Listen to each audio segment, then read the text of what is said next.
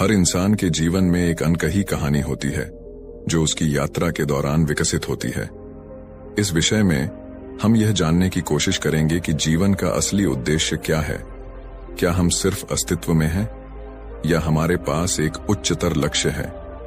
क्या जीवन का अर्थ व्यक्तिगत संतोष, रिश्तों की गहराई या समाज के प्रति योगदान में है? आइए हम अपने जीवन के लक्ष्यों और संभावनाओं की खोज में आगे बढ़ें और समझें कि असली सफलता क्या होती है। नमस्कार दोस्तों, स्वागत है आपका हमारे YouTube चैनल पर। आज हम एक बेहद महत्वपूर्ण विषय पर चर्चा करेंगे, इंसान के जीवन का उद्देश्य।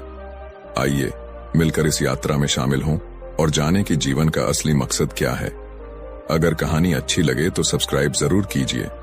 बहुत समय पहले एक छोटे से गांव में एक युवा लड़का आरव रहता था। वह हमेशा चिंतित और परेशान रहता था कि उसका जीवन किस दिशा में जा रहा है। उसकी यह चिंता उसे बहुत गहरे तक परेशान करती थी। वह अक्सर गांव के सबसे बुजुर्ग और ज्ञानी व्यक्ति, जिसे लोग गुरुजी कहते थे, से इस बारे में सवाल करता था। गुरुजी, आरव ने एक दिन पूछा, क्या हर इंसान के जीवन का कोई उद्देश्य होता है? मैं अपने जीवन में कुछ खास नहीं कर पाया हूं। क्या मेरा भी कोई उद्देश्य है? गुरुजी ने एक गहरी मुस्कान के साथ उसकी ओर देखा। आरव, उन्होंने कहा, हर इंसान के जीवन का उद्देश्य होता है, लेकिन यह समझना आसान नहीं है। यह कुछ ऐसा है जिसे समय के साथ ढूंढना पड़ता है। यह यात्रा महत्वपूर्ण है, न कि मंजिल। आरव को गुरुजी की बातें सोचने पर मजबूर कर देती थीं। उसने अपने जीवन के उद्देश्य को खोजने के लिए गांव से बाहर जाने का निश्चय किया। उसका सफर अकेला था, परंतु गुरुजी की बातों से प्रेरित होकर उसने साहस नहीं खोया। एक दिन जब आरव और गुरुजी एक पेड़ की छांव में बैठे थे, आरव ने फिर से जीवन के उद्देश्य के बारे में पूछा। गुरुजी ने उसे एक गहरी और प्रेरणादायक कहानी सुनाई। गुरुजी ने कहानी की शुरुआत करते हुए कहा, एक घना जंगल था जहां हर जीव अपने अपने जीवन के उद्देश्य को समझने में व्यस्त था। इस जंगल में एक चंचल हिरण रहता था। वह हर दिन अपनी तेज गति और नृत्य से सबका मन मोह लेता था, लेकिन उसे हमेशा डर सताता रहता कि जंगल का शेर कभी भी उसे मार सकता है। यह डर उसे चैन से जीने नहीं देता था। हिरण को लगता था कि शेर ही उसकी सबसे बड़ी समस्या है और जब तक वह इस जंगल में है, वह कभी शांति से नहीं जी पाएगा। एक दिन शेर ने हिरण को देखा और उसके पीछे दौड़ने लगा। हिरण ने अपनी पूरी ताकत से भागना शुरू कर दिया। उसकी तेज गति उसे शेर से दूर रखती रही, लेकिन भागते भागते हिरण एक चट्टान के किनारे पहुंच गया। सामने गहरी खाई थी और पीछे शेर। हिरण का डर चरम पर था। उसने सोच लिया कि उसकी जिंदगी खत्म हो गई है।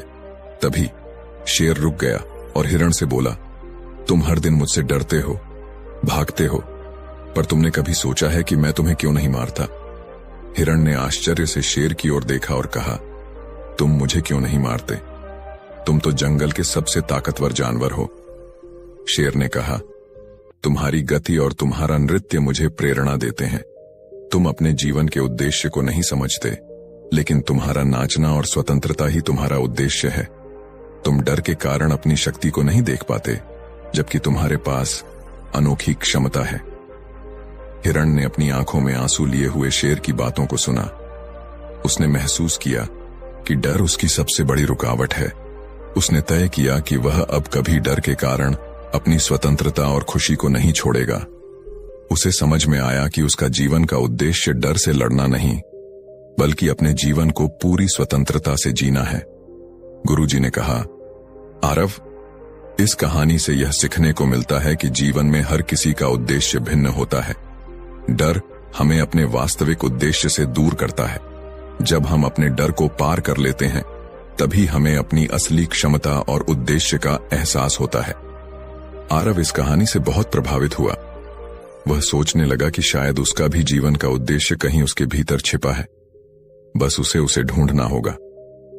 आरव ने कहानी सुनी, लेकिन उसके मन में अभी भी एक सवाल था। कुछ समय बाद एक और दिन जब आरव ने गुरुजी से पूछा कि हर किसी के जीवन में इतनी समस्याएं क्यों आती हैं, तब गुरुजी ने शांत स्वर में एक और गहरी कहानी सुनाई। एक समय की बात है। एक छोटा सा गांव था जहां एक मेहनती लकड़हारा रहता था। उसका जीवन कठिनाई से भरा था।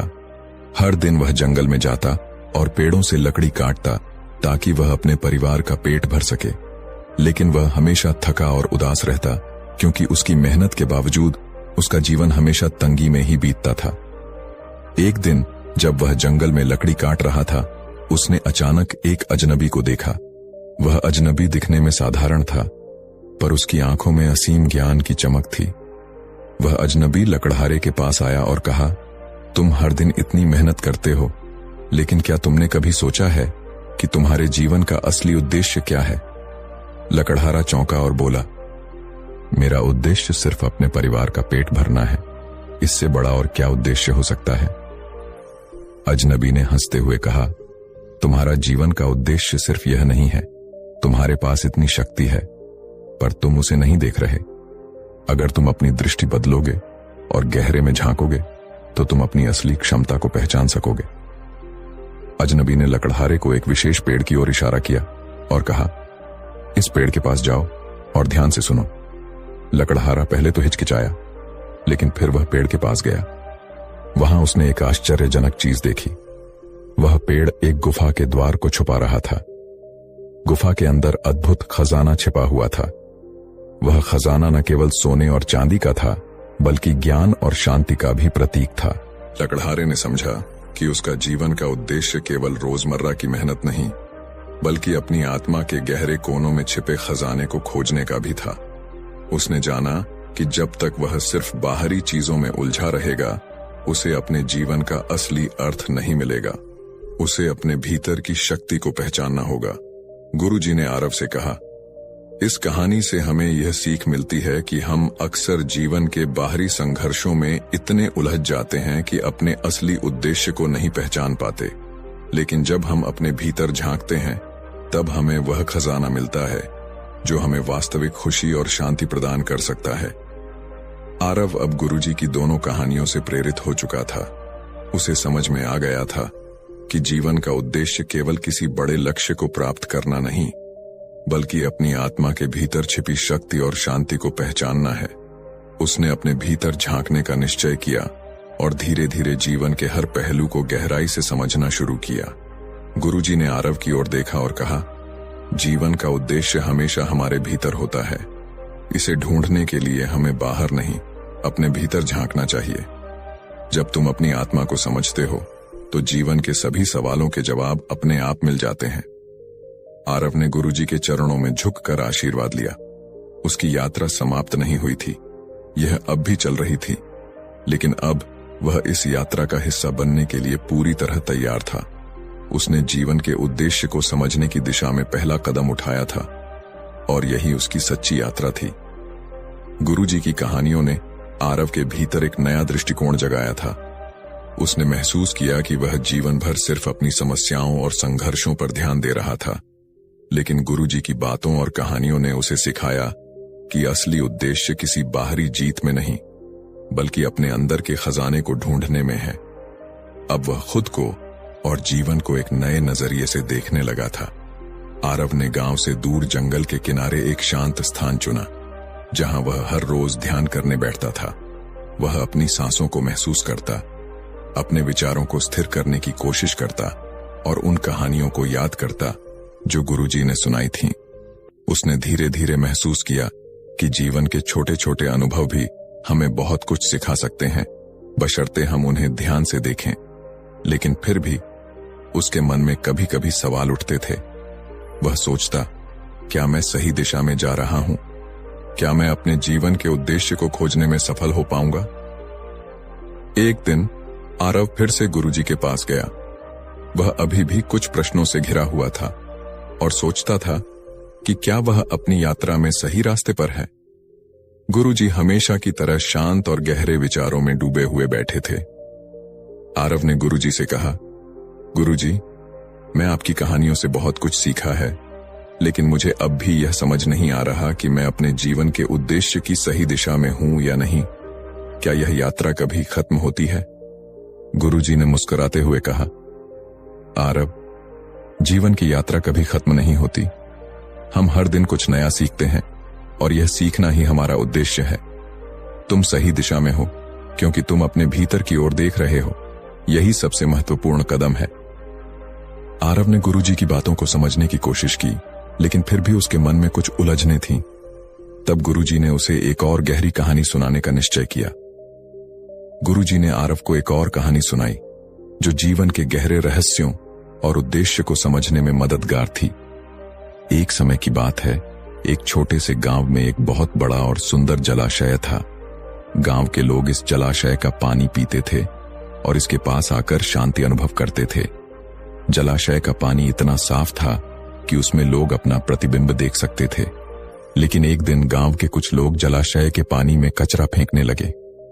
धीरे धीरे जलाशय का पानी गंदा हो गया और लोग अब उसमें अपना चेहरा नहीं देख पा रहे थे। गांव वाले परेशान हो गए क्योंकि अब उन्हें न तो पानी साफ मिल रहा था और न ही शांति। गांव के बुजुर्गों ने एक दिन फैसला किया कि वे जलाशय की सफाई करेंगे। उन्होंने कई दिनों तक मेहनत की, सारा कचरा हटाया और धीरे धीरे जलाशय का पानी फिर से साफ हो गया। अब लोग फिर से अपना प्रतिबिंब देख सकते थे और शांति अनुभव कर सकते थे।